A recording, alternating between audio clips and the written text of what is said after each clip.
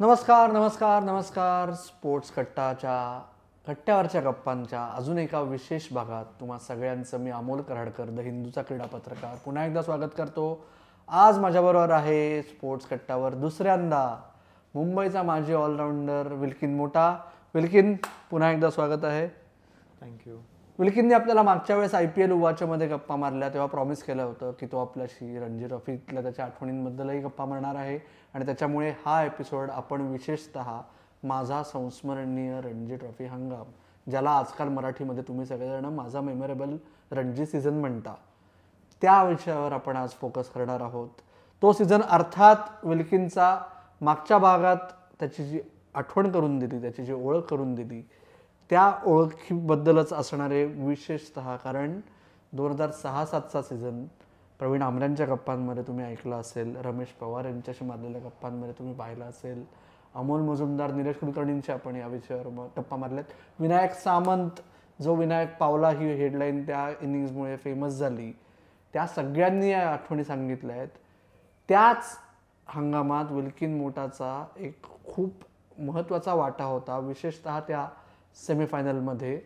त्याच्याकडे आपण येऊच विल्किन, पण सुरुवातीला आम्हाला सांग की दादर माटुंग्यात वाढलेला विल्किन मोठाला, ज्याच्याकडे वडिलांनी क्रिकेटर, माझं स्वप्न, मी कॉलेजच्या पुढे खेळू शकलो नाही ते तू करू शकशील म्हणून पुश केलेला विल्किन, बॉम्बेसाठी अंडर 19 तू जास्त खेळलास ना एज ग्रुप्समध्ये तेव्हा. त्याच्यानंतर ते फायनली जेव्हा रणजी ट्रॉफीचं सिलेक्शन झालं, ते कसं झालं, कधी झालं, काय झालं आठवतंय तुला? आणि डेब्यू होणार त्या MP मॅचला 2004-05च्या, त्या दोन आठवणी आम्हाला सांगशील? I think age group cricket वरती आलं आहे ते अंडर 21, अंडर 23 तेव्हा होतं. तर आणि आपली तेव्हा टाईम शील्ड आणि पोलीस शील्ड हे जेव्हा बॅक टू बॅक व्हायचे, तर त्याच्यामुळे रणजी ट्रॉफीमध्ये सिलेक्शन झालं असं सांगू शकतो. कारण ते आपल्यासाठी खूप इम्पॉर्टंट होती आणि तेव्हा बॉम्बे टीममध्ये जागा खूप कमी असायची. टीमबरोबर 15मध्ये खूप वेळा राहिलो, पण 11मध्ये खेळायला खूप वेळ गेला. आणि जेव्हा माझा डेब्यू झाला हे विनोद कांबली सरांच्या अंडर झाला, ते कॅप्टन होते वानखेडेवर. MPच्या अगेन्स्ट मॅच होती. फक्त माझं नाही, आय थिंक संतोष शिंदेचा पण तो डेब्यू होता. दोघांचं डेब्यू एकत्र होतं आणि आम्हाला चान्स भेटला कारण थोडे प्लेयर्स मिसिंग होते, जे आपले फास्ट बॉलर्स होते ते मिसिंग होते, म्हणून आम्हाला चान्स भेटला. आणि एक नो डाऊट मिक्स मुवमेंट होता. सॅडली आपण फर्स्ट इनिंग लीड दिलेली, we didn't take the first inning lead, तर त्या हिशोबाने was not that happy. But मला 3 विकेट भेटलेले, तर त्या हिशोबाने फर्स्ट मॅच 3 विकेट भेटते, तर it was enriching experience for me. Okay, पण आउटराईट जिंकले ना? नाही, ड्रॉ झाली नाही का ती मॅच? बुंदेलांनी तो नांगर टाकला आणि मॅच ड्रॉ झाली. फर्स्ट इनिंग्स 20-22 रनचा काहीतरी होता, राईट? सो त्याच्यानंतर ती मॅच मिळणार हे तेव्हा व्हायचं कसं? म्हणजे तेव्हा आदल्या रात्री सांगितलं गेलं होतं तुला का सकाळी? आय थिंक त्या मॅचमध्ये क्लिअर होतं की खेळायला मिळणार आहे, आदल्या दिवशी सांगतात. जनरली काय जे खेळत नाही ते प्रॅक्टिसच्या 1-2 दिवस आधी ॲज अ बॉलर स्पेशली आपल्याला जास्त बॉलिंग करायची असते, कारण दुसरे जे आपले खेळणारे बॉलर्स आहेत त्यांना थोडंसं रेस्ट मिळावं आणि बॅट्समनला थोडंसं प्रॅक्टिस पाहिजे, तर ते प्रॅक्टिस करतात, एक्स्ट्रा नॉकिंग करतात. तर as a player you are always तुमचं एक रिस्पॉन्सिबिलिटी की तुमच्या टीममेट्सला हेल्प करायला. आणि तुम्ही खेळतायत तर तसं तुम्हाला थोडंसं केअर केलं जातं की तू ओव्हरबॉल नाही होणार, तुमचं थोडंसं मॅचमध्ये युअर फ्रेश, तर त्या हिशोबाने त्याच्यावरनं थोडंसं कळतं. राईट. आणि मग तेव्हा काय कॅप द्यायची प्रथा सुरू झाली होती का नाही? नाही, तेव्हा एवढी नव्हती प्रथा. ओके. बिलकुल. 2004-05ला डेब्यू झाला. 5-6ला मॅच मिळाली, नाही मिळाली, आय एम नॉट शुअर, बहुतेक नाही मिळाली. नाही. हां, 6-7ला पण सीझन सुरू झाल्यानंतर तेव्हा तू संघाबरोबर होतास. तो 6-7चा सीझन एकदम लेजेंडरी आहे. म्हणजे मुंबई रेलेगेट होईल की काय अशी भीती वाटत असताना मुंबईनी टिपिकल मुंबई स्टाईलमध्ये मुसंडी मारून ती रणजी ट्रॉफीची अंतिम सामना जो मोठा होता एकदम, तो जिंकला. त्या सीझनची तुझी पहिली आठवण सांग ना मला. सर्वात पहिली आठवण तर त्या सीझनचं शेड्यूलच्या हिशोबाने बोलेल तर आम्ही हैदराबादच्या समोर, हैदराबादमध्ये मॅच होती आणि आम्ही we are behind the game आणि तेव्हा बोनस पॉईंट हा मायनस होईल. आपण आउटराईट हरलो, इनिंग्स डिफीट हरलो तर मायनस होईल लुझिंग टीमच्या, तसं प्रथा होती. तर त्यात हैदराबादला लास्ट इनिंगमध्ये फक्त काहीतरी 25 ते 30 रन करायचे होते आणि त्यात मी एक रनआउट काढू शकलो लास्ट एक 10 रन असताना. तर ती एक मेमरी आहे. नाहीतर आम्ही तो पॉईंट दिला असता, मायनस झाला असता तर मे बी तो तसा आम्ही जिंकू नाही शकलो असतो, कारण आम्ही 0 पॉईंट्सवर होतो 3 मॅच नंतर. तर तो एक आता आपण बोलू शकतो की कुठे असं वाटतं की त्याच्यामुळे थोडंसं हेल्प पण झालं आपल्या क्रिकेटला. प्रवीण आमरेंचा पहिला सीझन मुंबईचे प्रशिक्षक म्हणून, अमोल मुजुमदार पूर्णवेळ कर्णधार पहिला सीझन. त्या हैदराबादच्या मॅचनंतर ते अमोल मुजुमदारचा पेपटॉक म्हणायचं का त्यांनी सगळ्यांची केस घेतली म्हणायचं, ते काय आठवतंय तुला त्याच्या बाबतीत? मुंबई टीममध्ये आहात तुम्ही तर लुझिंग इज नॉट एक्सेप्टेबल कोणत्याही लेवलमध्ये, वेदर इट्स रणजी ट्रॉफी असेल की एज ग्रुप असेल. आपण आज पण जेव्हा मुंबई टीम क्रॉस करते फील्डवर, ती अंडर 16 असेल, 19 असेल, रणजी ट्रॉफी असेल, कोणते, आपलं एक्सपेक्टेशन आहे की ते कप जिंकणार आहे. That's the final thing. आणि त्यात आपण हैदराबादबरोबर कधीच हरलो नाही आणि ते फर्स्ट टाईम तसं झालं आणि तर दॅट इज आपल्याला बोलतं डिसअपॉइंटिंग तर आहेच.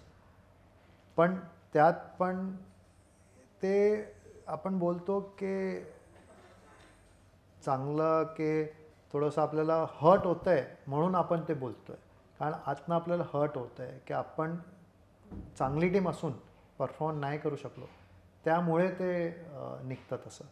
आणि नो डाऊट त्या मॅचनंतर एक रिग्रुप केला टीमनी, प्रवीण सरांनी, अमोलनी, सगळ्या सिनियर्सनी भेटून, आणि त्या मॅचनंतर हळूहळू एक एक मॅच जिंकून फायनल जिंकणं हे नो डाऊट आपलं बोलतो की हिस्ट्रीमध्ये तर आय एम शुअर कुठेच झालं नसेल, ॲटलिस्ट माझ्या नॉलेजमध्ये तर मी नाही वाचलं आहे. राईट. आणि त्या सीझनची अजून एक गंमत होती की त्या अवे मॅचेस होत्या, त्याच्यानंतर घरी येऊन ती विशेषतः गुजरातची मॅच ज्यांनी तो टर्नराऊंड सुरू झाला, निलेश कुलकर्णींनी त्यातल्या उरलेल्या 3 मॅचेसमध्ये गुजरात मॅचपासून 25-27 विकेट्स घेतल्या. एक तरुण खेळाडू होता ना तुमच्या टीममध्ये, आणि दोन तुझे तू आधीपासून खेळत असं त्यांच्याबरोबर, त्या दोघांची पार्टनरशिप मैदानांवर खूप लोकांनी बघितली. त्यांची रणजी ट्रॉफीतली पहिली मोठी पार्टनरशिप होती ती. तर त्या 200 रन्सबद्दल काय तुझी आठवण आहे?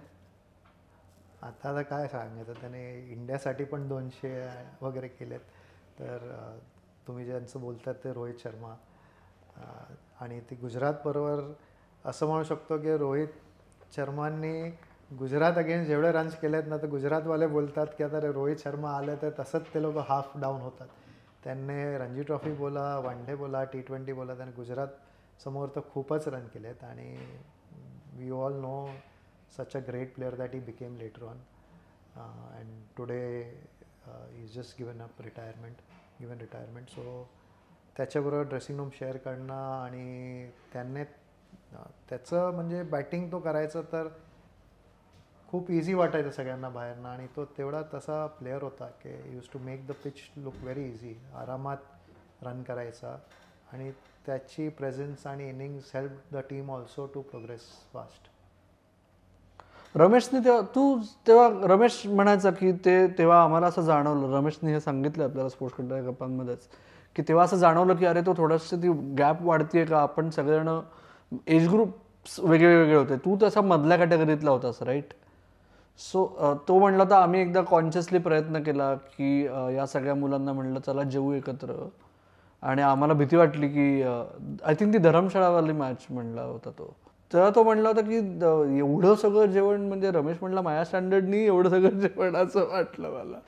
तर तेव्हा ते कॉन्शियस टीम बॉन्डिंग ऍक्टिव्हिटीची सुरुवात त्या काळात झाली होती का रे त्या सीझनमध्ये का नाही? आय एम शुअर प्रवीण सरांच्या याच्यामध्ये थोडंसं एक कॉन्शियस एफर्ट होती की ते कधी कधी आपण बोलतो ना खूप सिनियर किंवा ज्युनियर तो डिफरन्स थोडंसं कमी व्हावं, सिनियर्सनी थोडंसं ज्युनियरबरोबर टाईम स्पेंड पण करावं की एक असं एन्व्हायरमेंट असलं पाहिजे की ज्युनियरला अप्रोच करायचं आहे सिनियरला तर he should not think twice, त्याने करावं. सो आणि that always helps in any team if there is की आपण बोलतो ना की एक चांगलं एन्व्हायरमेंट आहे, कारण जेव्हा तुम्ही ग्राउंडवर खेळताय तुम्ही बेस्ट 11 करून खेळतायत. आणि जसं रोहित पण खूप वेळा बोलतो की there is no big or small player, everybody is a player and ते चांगले आहेत म्हणून ते खेळतात त्या टीममध्ये. तर I think that culture what later Rohit got in Indian team also.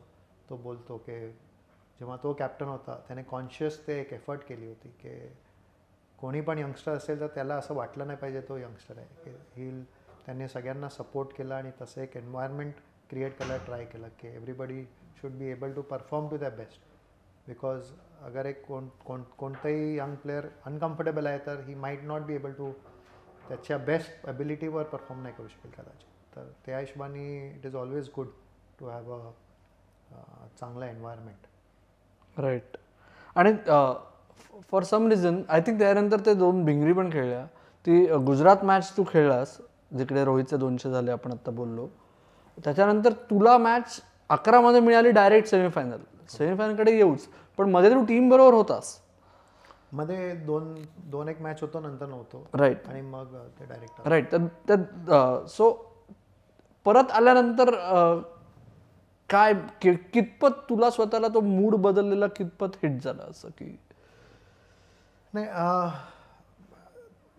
एक सिच्युएशन असं होतं नंतर की इट वॉज लाईक जसं आपण तुम्ही बोलले गुजरातची मॅच, त्या मॅचपासूनच असं होतं की तुम्हाला सगळे मॅच जिंकायचंच आहे. There is no way beyond that. तुम्हाला क्वालिफाय व्हायचं आहे तर सगळे मॅच लीग राऊंडमध्ये जिंकायचंच आहे. आणि जेव्हा मी परत आलो तेव्हा सेमीफायनल होती ही, आणि बरोडा होती, मोतीबागला होती. आणि तेव्हा त्या मॅचमध्ये मला चान्स मिळाला कारण we are missing out few players for which had gone for India duty. बरोबर.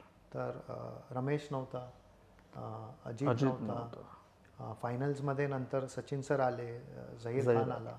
तर you can say we were little weak compared to आजच्या. पण रोहित वगैरे होते पण जे तेव्हा होते. तर त्या हिशोबाने मोतीबागवर आम्ही खेळलो आणि आम्ही 3 मीडियम पेसर 2 स्पिनरच्या कॉम्बिनेशनने गेलेलो. आणि तो एक खूप मेमोरेबल मॅच होता कारण मी त्या मॅचेसमध्ये माझा परफॉर्मन्स डिसेंट होता. मी म्हणू शकतो की 3 विकेट दोन्ही इनिंगमध्ये भेटले. आणि I am sure you will talk about it. But second इनिंगमध्ये एका इम्पॉर्टंट टाईमला 33 रन्स करू शकलो. So that help the team and I think somewhere त्यामुळे नंतर फायनल खेळायला मिळाली असं मला वाटतं. राईट. सो त्या इनिंग्सकडे येऊ आपण, पण त्याच्या आधी जे तू म्हणलास की ग्रीन टॉप टिपिकल, तेव्हा तर मोतीबाग म्हणजे डोळे झाकून ग्रीन टॉप असायचा. बडोद्याकडे 2 इरफान पठाण आणि राकेश पटेल ही त्यांची तिघांची बॉलिंग अटॅक होता. त्या पिचवर पहिल्या इनिंग्समध्ये अमोल मुजुमदारनी चाबूक 97 केले आय गेस, जस्ट मिस झाली 100. आणि ती पहिल्या इनिंग्सचं लीडची कम्फर्ट होता. पण दुसऱ्या इनिंग्सला सुरुवात झाली, मुंबईकडे किती 81 रनचं लीड होतं बहुतेक आय थिंक, किंवा नाही जास्तच असेल 100. हां 100. हां. सो आम्ही म्हणजे मला चांगलं आठवतं हे इनिंग्स सुरू झाली आणि मित्राने मला हाक मारली. मी तिकडे होतो तेव्हा मॅच कव्हर करत होतो, तेव्हा मी हिंदुस्थान टाइम्समध्ये काम करायचो. आणि आम्ही जरा छोटासा तेव्हा छातीचा व्यायाम थोडा जास्त चालायचा फुफ्फुसांचा. त्यामुळे व्यायाम सुरू करताना ओके 1 2 अच्छा वसीम पण का, अच्छा रोहित पण, आता अमोलसुद्धा, मधल्या काळात साहिलही आधी गेलाच होता, हिकेन गेला होता. हे 20 बॉलमध्ये 5 विकेट, रन नाही ही त्याहून म्हणजे पुढची गोष्ट, पण पहिल्या 20 बॉलमध्ये 5 विकेट हे तुला स्कूल क्रिकेटमध्ये तरी तुझं कधी अनुभवलं होतंस का रे तू? मला वाटत नाही कोणी जमून अनुभवलं असेल त्याच्या आधी. पण जसं तुम्ही बोलले तर तो एक from a personal point of view मी असं म्हणू शकतो की आपण बॉम्बे टीमबरोबर आहोत. एक इनिंग झाली आहे आणि सेकंड इनिंग जर चालू होते परत, तर more often than not as a bowler तुम्हाला असं आहे की आता बॉलिंग टाकून आलो आहे, आता थोडा आराम करायला भेटेल, आपले सगळे आहेत ते वसीम आहे सगळे, ते लोक आरामात बॅटिंग करतील. आणि it was just before I think between lunch and T हे होतं की आज तर नाही, आता जास्त मेहनत करायची नाही, आता आपला. आणि त्यात अजून आपण शूज पण काढले नाही आहेत आणि तिकडे विकेट पडणं आणि दॅट वॉज व्हेरी शॉकिंग. तुम्हाला वेळच भेटला नाही विचार करायला. विकेट पडते आणि असं रूममध्ये कोण येतं कोण जातं आणि मोठे मोठे नावं एवढे इंडियन क्रिकेटचे, आपले मुंबई क्रिकेट, इंडियन क्रिकेटचे. तो काही विचार करायला भेटलं नाही. And next thing you know that you are walking in the middle to bat. So Nair already क्रीजवर होता, बरोबर, आणि मी गेलो तरी अजून 0च होते run. I think first run नायरच्या बॅटनी आला होता आणि नायरने काहीतरी 10-12 रन करून तो आऊट झाला. मग सामंत बरोबर मी आणि सामंतने एक पार्टनरशिप केली छोटी, आणि मग सामंत आणि निलेशची खूप चांगली पार्टनरशिप झाली, ऑलमोस्ट 100+ची पार्टनरशिप झाली, which gave us a good lead. आणि you know as set almost 80-90-100 रन्सचं लीड होतं फर्स्ट इनिंगचं. So you are kind of relax. Wasim आहे, अमोल आहे, रोहित आहे, they will score and then will look into the bowling thing. So मग match खूप tight पण झालेली, बिकॉज सेकंड इनिंगमध्ये जेव्हा Baroda came to chase the runs, तर युसुफ आणि इरफाननी एका स्टेजला खूप चांगलं मारायला चालू केलेलं, तर थोडीशी टाईट झालेली. पण त्यात आय थिंक स्वप्नील हजारे पण होता, आणि if I am not wrong Rajesh Verma खेळला ती match.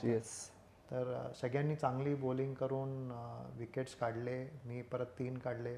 So it was a good team effort. एक बोलू की एक young bowling unit, medium pacer unit, त्यांनी विकेट्स काढून दिले. प्लस निलेश वगैरे तर होतेच, त्याचा एक्सपिरियन्स त्यांचा होता टू गाईड अस.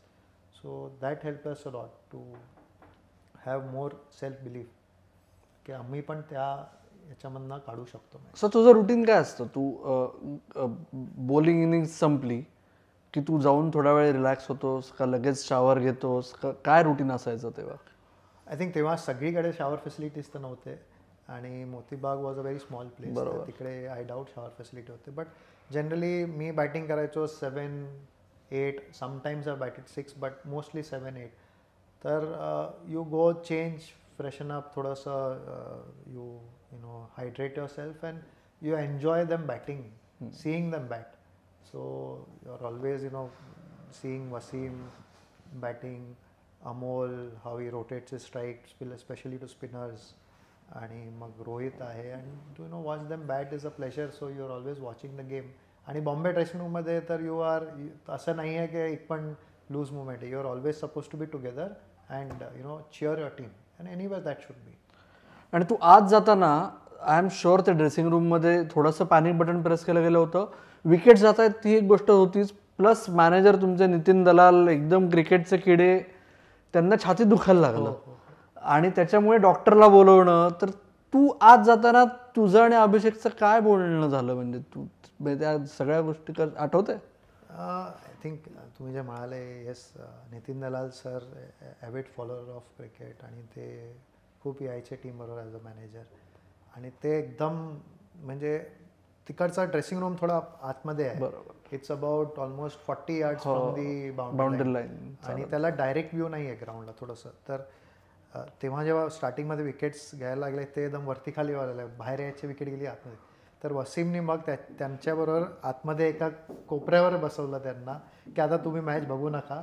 त्यांच्याबरोबर बसला तो, आणि मेक शुअर केलं की ते मॅच बघत नाहीत. तर त्याने, बिकॉज इट वॉज इम्पॉर्टंट की ही स्टेज काम, त्यांचं ब्लड प्रेशर वरती खाली होत होतं. अँड दॅट शोज की how much he was really worried about the sports for Bombay cricket. So आणि आय थिंक मला वाटत नाही मी आणि अभिषेक काहीतरी जास्त बोललो असेल, जसे की will just try and play for some time, की आपण थोडा वेळ काढूया. कारण तेव्हा असं नव्हतं की किती रन आहे, वेळ काढायचं इम्पॉर्टंट होतं. की क्रिकेटमध्ये आपण बघितलं की थोडंसं आपण वेळ काढलं तर थोडं थोडं करून रन्स जमा करू शकतो. तर तोच एक इम्पॉर्टंट आहे, थोडंसं वेळ खेळूया. कारण इनिशियल स्पेल आहे, न्यू बॉल आहे, ते पण बॉलर्स टायर्ड होतील टाकून. तर तो एक इम्पॉर्टंट होता की आम्ही कसं तरी थोडंसं वेळ खेळू, which luckily we are able to do. आणि देन लेटर ऑन आमच्या टीमनी कॅपिटलाइज केलं. Nilesh, Samant, they could score more runs, so that was helpful. Okay. तेव्हा मला आठवत आहे निलेशनीच आपल्या गप्पांमध्ये सांगितलं होतं की जे तू म्हणलास की त्याची आणि सामंतची पार्टनरशिप काय, किंवा त्याच्या आधी तुझी आणि विनायकची पार्टनरशिप, की ते स्टम्प्सपर्यंत बॅटिंग करत राहणं वॉज क्रिटिकल. म्हणजे रात्र म्हणजे ती परत ते मुंबईचा दरारा परत कायम राहत होतो की जवळ येऊ नये, मॅच काय आपल्या अजून हातात नाही हा फील येतो. पण मग तेव्हा स्टम्प्स नंतर बसमध्ये किंवा तुम्ही तेव्हा सूर्या पॅलेसमध्ये होतात तिकडे हॉटेलमध्ये काय चाललं होतं संध्याकाळी? I think everybody was calm in a way, because एका सीझनचं जसं चाललेलं 0 points in first 3 matches 0-5, no doubt shocking तर होताच, पण कुठे ना कुठे एक बिलीफ होतं की आपण एवढं मेहनत करून इथपर्यंत आलो आहे आणि आता आपण सर्वाईव्ह पण केलं तो दिवस, तर कुठे ना कुठे आपण करूया. आणि एक तो ट्रेट आहे, तुम्ही मुंबई क्रिकेटचा बघणार आणि स्पेशली त्या काळातला, की ज्या वानखेडेवर स्पेशली फर्स्ट 3-4 विकेट्स खूप लवकर कधी कधी जायचे, पण नंतर 5, 6, 7, 8नी खूप कॉन्ट्रीब्यूट केलेत आणि त्या नंबरवर खूप मोठे लोकांनी बॅटिंग केलं आहे. रमेश आहे, अजित आहे, Sairaj Bahutule, Nilesh Kulkarni, all have gone and made hundreds, Paras Mhambrey in the past. So ते एक बिलीफ होता की आपलं लोअर ऑर्डर करणार, कॉन्ट्रीब्यूट करणार अँड एक रिस्पेक्टेबल आणि एक फायटिंग टोटल आपण करू शकतो. तर तो एक होता. आय थिंक वी टोटली 180 की 190 काहीतरी केलं आणि 280 की 270 त्यांना चेस करायचं होतं. आणि that was a fighting score, कारण मोतीबागचं पिचवर ऑलवेज थोडंसं हेल्प असतंच मीडियम पेसरना थोडंसं. त्या हिशोबाने आम्हाला कुठे ना कुठे होतं की आपण सकाळचं 1.5 ते 2 तास खेळलो तर आपण एक चांगले रन करूया आणि आपण हे मॅच काढू शकतो. राईट. त्या वर्षी त्या सीझनबद्दल बोलताना विशेषतः रमेश पवार एक काय गोष्ट म्हणतो की तो सीझन स्पेशल का होता, कारण फायनल सोडली तर पेसर्स जी तू नावं घेतलीस तो म्हणला एकदम रॉ पेस युनिट होतं, सगळे अननुभवी होते. राजेश खेळला, स्वप्नील खेळला, स्वप्नील सर्वात जास्त मॅचेस खेळला त्या सीझनमध्ये, तू खेळलास, अजून एक कोणीतरी खेळला, मला आता नाव पटकन आठवत नाही. शेमल होता तेव्हा, शेमलला 1 किंवा 2 मॅचेस मिळाल्या. त्याच्यामुळे त्याच्यानंतर त्या फायनलच्या वेळेस तो बदल कितपत होता, म्हणजे I remember Sachin anyway pre match, Sachin आणि झहीर इंडियाची सिरीज संपून अगदी आदल्या दिवशी रात्री जॉईन झाले, प्रॅक्टिसला नव्हते, पण रणजी ट्रॉफी फायनल सचिन तेंडुलकर मुंबईसाठी परत येतोय, झहीर खानची मुंबईची पहिली मॅच, त्याच्या 10 वर्षाआधी झहीर खान मुंबईच्या संघाबरोबर फायनलला ॲडिशनल खेळाडू होता पण सामना खेळला नव्हता कधी. अजित आगरकर परत आलाय, वसीम जाफर आहे, समोरच्या संघात सौरव गांगुली आहे, बंगालचा जथा आहे, मुंबईकडे एक प्रॉमिसिंग यंगस्टर आहे रोहित शर्मा, बंगालकडे प्रॉमिसिंग यंगस्टर आहे मनोज तिवारी. आणि तू खेळलेल्या रणजी ट्रॉफीमध्ये सर्वात जास्त क्राऊड होता का रे त्या मॅचला? नक्कीच, कारण मला आठवते 2/3 वानखेडे फुल होतं 5 दिवस. त्या मॅचबद्दल सांग ना. आणि हां सॉरी, एक फक्त तुम्हाला सगळ्यांना जर आठवण नसेल तर मुंबईसाठी तो म्हणतोय की तो युजफुल लोअर ऑर्डर बॅटर होता, जी एकच रणजी ट्रॉफी फायनल खेळला ना, त्या दोन्ही इनिंग्समध्ये त्यांनी 3 आणि 4 नंबरवर बॅटिंग केली.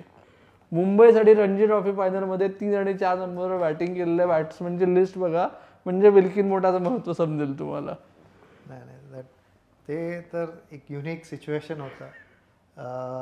आय थिंक मी खेळणार की नाही ही पण खूप मोठा क्वेश्चन होता. ॲज गुड ॲज मी बोलू शकतो 99% मी खेळणारच नाही. प्रिवियस इव्हनिंगला तर तसं होतं कारण 5 day game finals 5 day at Wankhede which letter on आपण बोलतो ना ते ऑलवेज स्पिनर्सला थोडं हेल्प करतं आणि वी हॅड स्पिनर्समध्ये रमेश आहे निलेश आहे so we don't have to look beyond आणि फास्ट बॉलरमध्ये अजित झहीर नायर सो 5 वर देअर देन रोहित कुड बॉल तर आम्ही खेळणार नाही आणि ऑलमोस्ट प्रॅक्टिसमध्ये आदल्या दिवशी ऑलमोस्ट 1.5-2 तास बॉलिंग केलेली आणि जस्ट रेस्टिंग रूममध्ये आणि मग त्यात एक सिच्युएशन असं होतं की इव्हनिंगमध्ये प्रवीण सरांचा फोन आला एक साधारण 5-6 वाजताच्या आसपास की कुठे आहेस म्हटलं मी आहे इकडे जरा असं बोलते तू रेडी राहा म्हटलं काय रेडी राहा म्हटलं रेडी राहा उद्या खेळू पण शकतो तर मी एकदम थोडं सरप्राईज झालो की अरे कुठे काय कसं पण तर बोला ठीक आहे मग अमोल सरांचा फोन आला की रेडी रहना हो सकता है कि खेलने को मिले तो रेस्ट करना आणि ते सकाळी टॉसपर्यंत डिसिजन तो घेत होते की काय करायचं कारण त्यात एक एक्स्ट्रा मीडियम पेसर खेळवायचं म्हणजे एका स्पिनरला कमी करून खेळायला लागेल तसं होतं पण कुठे ना कुठे सचिन सरांचं एक हे होतं की त्या पिचवर बेंगॉलच्या बॅट्समन्सच्या अगेन्स्ट एक एक्स्ट्रा मीडियम पेसर असणं इम्पॉर्टंट आहे त्यांना असं वाटत होतं की त्या पिचला थोडंसं एक मीडियम पेसरला जास्त हेल्प असेल त्यामुळे मला ती फायनल खेळायला मिळाली त्याच्या आधी एक फायनलमध्ये होतो पण खेळलो नव्हतो पण ही माझी लाईफची फर्स्ट 11मध्ये फायनल होती and last final to be playing in Ranji trophy but yeah so तो एक युनिक एक्सपिरियन्स होता आणि टॉस झाल्याबरोबर जसं टॉस करून मला प्रवीण सर बोलले 3 नंबर बॅटिंग करणे का तुम्हाला ओके तर आपण जसं बोलतो की आपल्याला हिस्ट्री माहिती आहे की वानखेडे फर्स्ट आवर ऑलवेज थोडंसं लाईव्हलीनेस असतं आणि बिईंग मुंबई एक असं होतं की टॉस जिंकलो तर we should bat first put runs on the board हे एक चॅलेंज ऑलवेज मुंबई बॅट्समॅन घ्यायचे सो त्यांचं एकच होतं की तिकडे जाऊन थोडा वेळ खेळायचं बस सिम्पल नथिंग मच तर तसं मला 3rd number batting 3 number batting करायला मिळालं फर्स्ट इनिंगमध्ये आणि जसं तुम्ही म्हणाले number 4 was again the same match second inning it was last half hour of the 3rd day आणि त्यात थोडंसं एक ॲज अ नाईट वॉचमॅन की थोडा वेळ काढून खेळायचं आणि त्या हिशोबाने मला 4 नंबर बॅटिंग केली luckily I was able to play that period आणि नेक्स्ट डे पण first almost half an hour सारखं खेळलो 25 minutes half an hour runs खूप नाही करू शकलो बट आय थिंक इम्पॉर्टंट होता की तो वेळ खेळायचा so I feel I did a decent job maybe एक आपण करू शकतो एक चान्स भेटला होता फायनल स्टेज आहे चांगला अजून रन्स करू शकलो असतो that is always there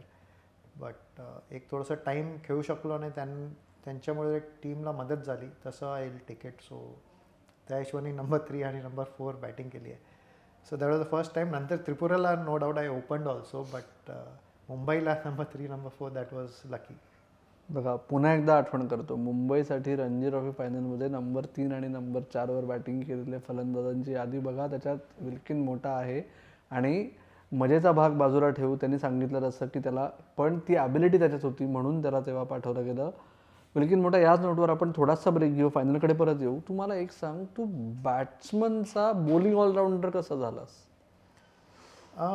school younger डेजमध्ये माझं फिजिकल बिल्ड तेवढं नव्हतं I was a very shortish little stocky guy तर तेव्हा बाबांचं बॅटिंगवर माझा प्रयत्न जास्त होतं बट ॲज आय ग्रो थोडंसं मोठं झालो as I came towards college time physical growth चांगलं झालं आणि आपण एक बोलतो ना सगळ्या नेट्समध्ये बॅटिंग तर 10 मिनटं मिळणार आहे रेस्ट ऑफ द टाईम तर मी बॉलिंग टाकायचो मीडियम पेस तर ते कुठे ना कुठे हळूहळू डेव्हलप झालं माझं बॉलिंग आणि bowling was little natural to me I didn't म्हणजे टेक्निकली बॉलिंगवर नो डाऊट खूप लोकांनी हेल्प केलं आहे बट ॲज अ प्लेयर मला असं होतं की बॉलिंगवर कॉन्फिडन्स हळूहळू खूप नॅचरल होतं माझं वेरेज बॅटिंग एक थोडंसं जास्त मेहनत करायचं होतं असं एक माझं पर्सनल हे होतं की आणि हळूहळू ॲज आय ग्रो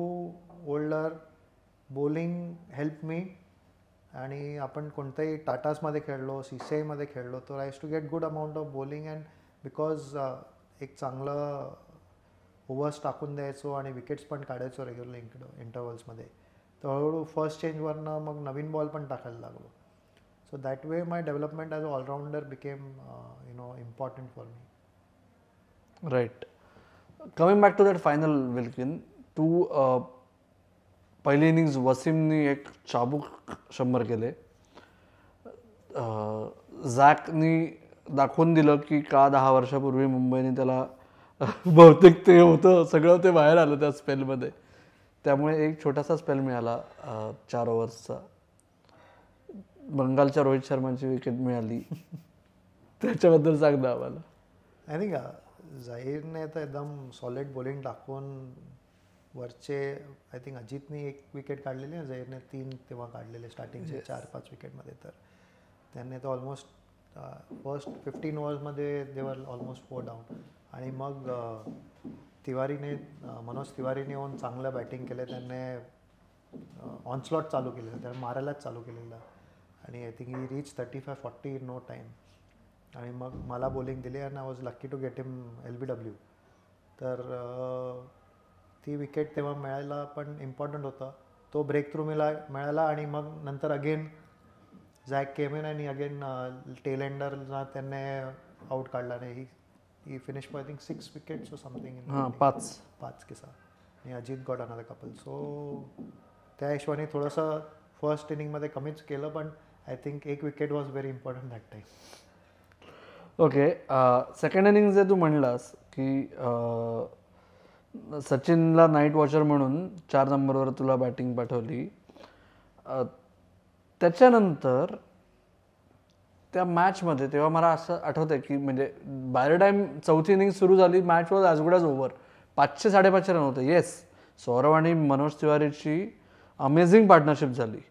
पण तुम्हाला कधी असं जाणवलं की मॅच क्लोज होती वगैरे असं? एक स्टेज आलेला जेव्हा मॅच खूप क्लोज झालेली. आय थिंक दादा was playing very well, Rohan was playing very well. He was I think scored 80 something. तर ती एक स्टेज होती जेव्हा टाईट होत होती match. You cannot, and cricket is a funny game आपण सगळं बोलतो की we can always never take it lightly. तर ती एक स्टेज होती की जेव्हा थोडंसं टाईट झालेली match and everybody knew that we can do it, but there was pressure की we should not take it lightly नाही गेलं पाहिजे.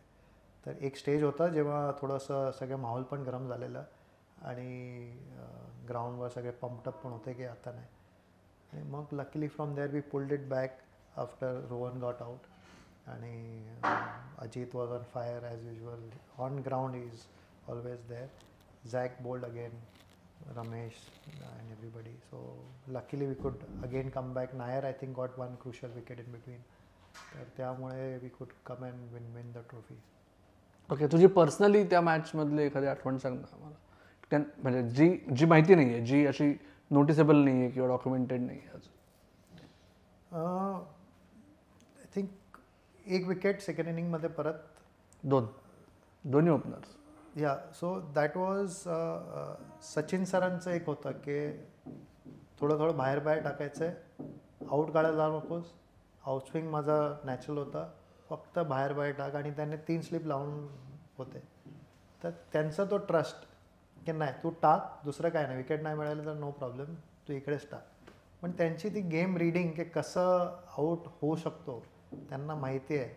तर ते एक वेगळ्याच लेवलचं त्यांचं हे आहे. आपण ते म्हणून एवढे खेळले आणि we can read that game so well की त्याने सिम्पल इन्स्ट्रक्शन दिलं होतं की असं टाक. आणि मग 1 विकेट मिळाल्यानंतर Dada came in to bat and I was bowling. आणि त्याने येऊन सांगितलं बाउन्सर टाकायला फर्स्ट बॉल. आणि I think Dada also must have been known की तेच मेसेज दिलं. Bouncer was not up to the mark, तेवढा चांगला नव्हता. Just about his under the rib cage area आला आणि त्याने जस्ट स्क्वेअर लेगला आय थिंक 1 रन काढला. बट तसं आहे की तो एक्सपिरियन्स त्या माहोलमध्ये to play with all these greats of the game both the sides was a unique experience. To play a finals itself is a unique experience. And then की ते आपलं ते जिंकणं. आणि मग आय थिंक अमोघ पंडित होता आपला, त्यांनी सचिनला शोल्डरवर उचलून सगळं we could go around, experience going around the ground. with the trophy was once in a lifetime possible moment for me. Right. आणि त्याच्यानंतरची सेलिब्रेशन्स? त्यानंतर सेलिब्रेशन सिम्पल आहे. तेव्हा सचिन सरांचं एक रेस्टॉरंट असायचं तेंडुलकर्स म्हणून कोलाबामध्ये. So he invited everybody to come there for dinner and party. So everybody was there. चांगली पार्टी केली सगळ्यांनी, एन्जॉय केलं. So that was a good moment. ती पार्टी जास्त मेमोरेबल होती का तू IPL मध्ये नंतरच्या पार्टीजमध्ये होतास ती जास्त मेमोरेबल? फायनल जिंकून ॲज अ प्लेअर ती पार्टी करणं तर no doubt always will be more memorable. खूप फोटोज पण आहेत जे आम्ही ड्रेसिंग रूममध्ये पण पार्टी ऑलमोस्ट ड्रिंक्स वर फ्लोईंग आणि ट्रॉफीज बरोबर फोटोज आहेत. कारण तसं होतं की त्यात यंगस्टर्सचं पण खूप कॉन्ट्रीब्युशन होतं. त्या फायनलमध्ये कमी असेल पण त्या सीझनमध्ये खूप लोकांनी कॉन्ट्रीब्यूट केलं आणि जसं 0पासून ते जिंकणं ते achievement I am sure I think Pravin Amre सरांनी त्याच्यावर बुक पण लिहिली आहे. सर तो that's a memorable moment for everybody and it will be a lifetime moment for everybody. Right. Wilkin मोठाचा करिअरचा तो पीक होता. त्या सीझनबद्दल आपण लार्जली बोलणार आहोत. पण त्याच्यानंतर मुंबईसाठी खेळणं थोडं कमी व्हायला लागलं. तू 2 वर्ष तेव्हा हा कॉल कसा घेतला गेला का तेव्हा ते घर चालू राहिलं पाहिजे, क्रिकेटरचं शेल्फ लाईफ लिमिटेड आहे, पण तेव्हा तू किती लेट 20s मध्ये असताना तू त्रिपुरासाठी जाऊन 2 वर्ष खेळलास आणि तोपर्यंत मुंबई क्रिकेट असोसिएशनचा तो कुलिंग ऑफचा रूल आला होता की तुला पूर्ण माहिती होतं की परत येऊन खेळायचं म्हणलं तर 1 वर्ष रणजी ट्रॉफीसाठी कन्सिडर नाही केलं जाणार आहे. तो डिसिजन घेणं कसं झालं आणि तिकडचा अनुभव कसा होता? मी ती फायनल खेळलो आणि मग पावसाळ्याच्या टायमात आय थिंक अराउंड सप्टेंबरला टीम पाकिस्तानला गेलेली आणि I was not part of that side. So that was little hit me a little bit. आणि मग सीझनला पण मला चान्स नव्हता भेटला. So somewhere I was not been seen as part of possibility for the team. तर आणि निशित शेट्टी त्रिपुराला खेळायचं आणि समीर दिघे सर तिकडे कोच होते त्रिपुराला. तर निश्चित आणि तिकडे ते लोक एक ऑलराऊंडरसाठी बघत होते आणि तर somewhere end of that season त्यांनी विचारलं. It was just not a very long time, around September or something before the season starts. त्यांनी विचारलं की तू खेळशील का? कधी विचार केला नव्हतं पण तो एक चान्स एक असा आहे की you are approaching 29. Your cricket life is getting shorter. बॉम्बेला खेळायला मिळणार की नाही, कारण ॲज अ ऑलराऊंडर कमीच स्पॉट असतात आणि Nair was always there, Ajit was playing. So to get a chance to play was rare. टीमबरोबर खूप वर्ष राहिलो मुंबईबरोबर पण खेळायला बिट्स अँड बॉब्समध्ये भेटले. तर तो एक चॅलेंज पण होता पण एक अपॉर्च्युनिटी पण होती की जाऊन खेळायला मिळेल. नो डाऊट तेव्हा प्लेट एलिट होतं. तर Tripura was in plate group आणि तेव्हा तिकडे ते फक्त 4 की 5च मॅच खेळायचे. पण तरी ते जाऊन खेळायला मिळेल आणि तो एक होता की सगळे मॅचेस खेळायला मिळतील चांगलं केलं तर. तर that was something which was inviting for me. But at the same time back of the mind हे पण एक टेन्शन होतं की तिकडे गेलो तर मुंबईमध्ये कधीच परत कन्सिडर होणार नाही. कुलिंग ऑफ पिरियड सोडा पण बाहेर गेलो तर मे बी मुंबईमध्ये कधीच कन्सिडर होणार नाही हे एक थॉट पण होतं. बट कधी कधी बोलतात you have to take risk, कारण खेळायचं आहे, क्रिकेटर आहे तर त्याला खेळायचं आहे. तर त्या हिशोबाने घेतलं आणि लकीली मला तिकडे फर्स्ट सीझन चांगलं पण राहिलं. I was the second highest wicket taker in East Zone after Bose. तर somewhere it help. Plus Tripura कधीच क्वालिफाय झाली नव्हती from playing from plate to knockouts. First time तेव्हा ते क्वालिफाय पण झाले and we played quarters in Lahli. I think pre quarters in against Haryana in Lahli. We lost that. पण ती जिंकलो असतो तर नेक्स्ट टीम मुंबई असती. तर that would have been a different challenge and experience.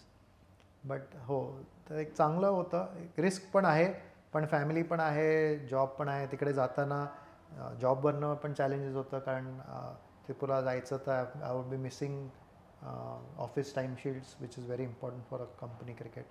But somewhere त्यांनी सपोर्ट पण केलं की रणजी ट्रॉफी आहे तर yes. So it was and plus first year of marriage आणि यू आर ट्रॅव्हलिंग, IPL होतं प्लस याच्यासाठी. तर त्रिपुरा इज असं नाही आहे की 1.5 तासांनी परत. इट वॉज 2 फ्लाईट्स, पूर्ण दिवस जायचं. डायरेक्ट फ्लाईट्स नव्हते तेव्हा. You have to go to Calcutta and then another flight. Small place, खूप तिकडे एवढं नाही आहे की तेवढं डेव्हलप पण नव्हतं झालं. एका रूममध्ये आम्ही राहायचो, छोटं होतं. व्हेज फूड पण खूप डिफिकल्टीने मिळायचं तिकडे, कारण they are more of a fish eating. बरोबर.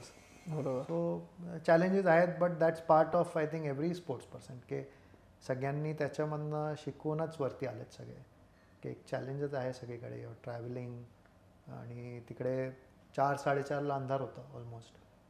तर गेम तिकडे 8:30ला स्टार्ट व्हायची. That was the different thing compared to Bombay. But it was good experience. Interesting. 2 Ranji trophy finals तू प्लेअर म्हणून मुंबईच्या ड्रेसिंग रूममध्ये होतास, आणि त्याच्यानंतर ज्याच्या कर्णधार पदाच्या खाली तुम्ही ती आत्ता आपण बोललो ती फायनल जिंकलात, तोच हेड कोच आणि विलकीन मोठा असिस्टंट कोच अशी बंगलोरमध्ये एक रणजी ट्रॉफी फायनल परत कोच म्हणून होतास. किती बदलतं रे दृष्टिकोन? का कोच म्हणून जास्त प्रेशर येतं की मी काहीच करू शकत नाही?